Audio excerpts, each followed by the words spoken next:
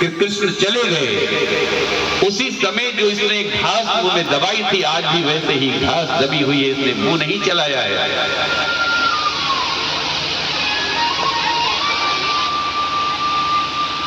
फिर आगे पकड़ के ले गई। एक गोपी चूल्हे के पास बैठी हुई रोटी बना रही थी।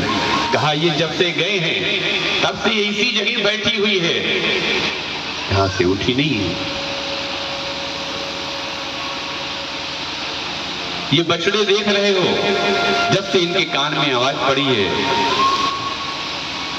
तब से इन्होंने गाय के संग में दूध पीने के लिए मुंह नहीं लगाया है।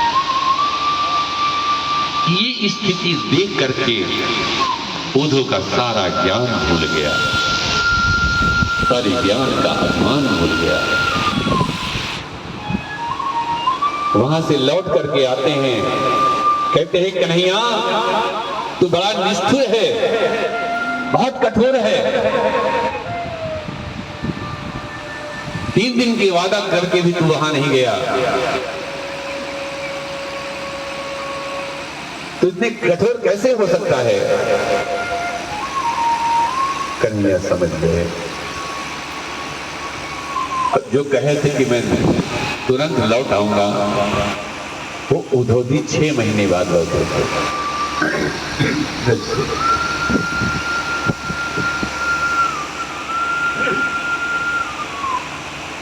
कहा कि कन्हैया अब ब्रज बिसरत नाहि।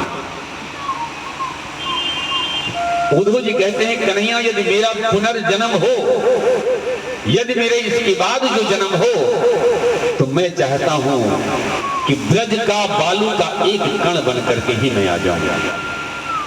मुझे और कोई पद नहीं चाहिए, और कुछ नहीं चाहिए, लेकिन मुझे आज ऐसा आशीर्वाद दो कि इसके बाद मेरा जो जन्म हो तो ब्रज का एक मैं बालू का कण ही बन जाऊं। इससे बड़ा मुझे नहीं बनना है, क्योंकि उस बालू के कण में जब आप चलोगे, आपके पैर मुझ पर पड़ेंगे, तब मैं नहीं बनूंगा।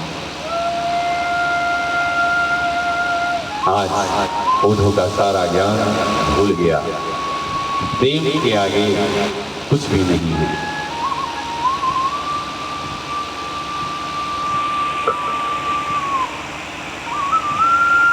प्रेम से बढ़कर के कोई संसार में कुछ भी नहीं है।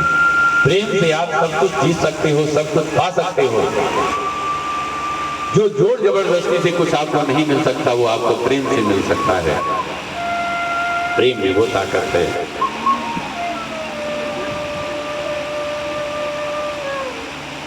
परस्पर एक दूसरे से प्रेम।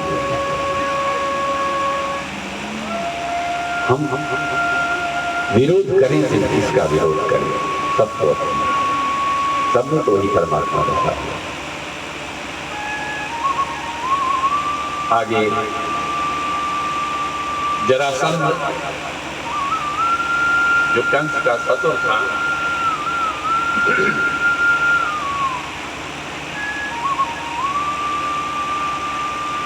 अब हम लोग सने सने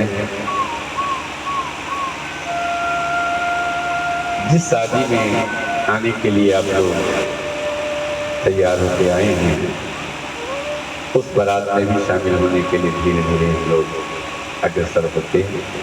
बहुत सन्निकट पहुंच गए हैं हम लोग। जरासंध को जब बताया, पता चला कि कृष्ण ने ही जो है हमारी पुत्रियों को विधवा किया है, तो उसने 23,000 अक्षौणी सेना लेकर के द्वारिका के ऊपर चढ़ाई किया और 17 बार पराजित हुआ। एक बार नहीं, 17 बार। और 17 बार हर लड़ाई में भगवान उसकी पूरी सेना को मार देते थे और जरासंध को छोड़ देते थे।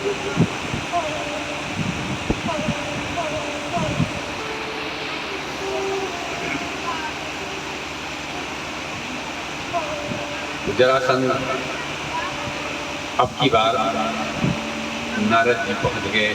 नारद जी ने भी कुछ उपाय बता दिए जरासंध को। तो अब की जो है एक मलिक राजा काल यवन को भेजा। काल यवन को जैसे ही आते देख और उसके साथ मलिकों की जो सेना थी, तो काल यवन को देख करके कन्हैया भागे द्वारिका। अब जब भागे तो आगे आगे कन्हैया, पीछे पीछे काल यवन भाग करके जा करके एक गुफा में घुस गए कन्हैया, और वहां पर मुचकुंद जो है वो लेटे हुए थे। तो अपना पीतांबर जो है मुचकुंद के ऊपर डाल दिया, सो रहे थे। वहां पहुंच के काल यवन ने इधर उधर देखा, कहा अच्छा यहाँ आकर के तुम सो रहे हो, हमको इतनी दूर दौड़ाए हो, और एक लात मारी। और वैसे ही मुचकुंद जाके, और जैसे ही जा करके काल यवन की तरफ देखा और काल यवन भस्म हो गया। क्यों? देवा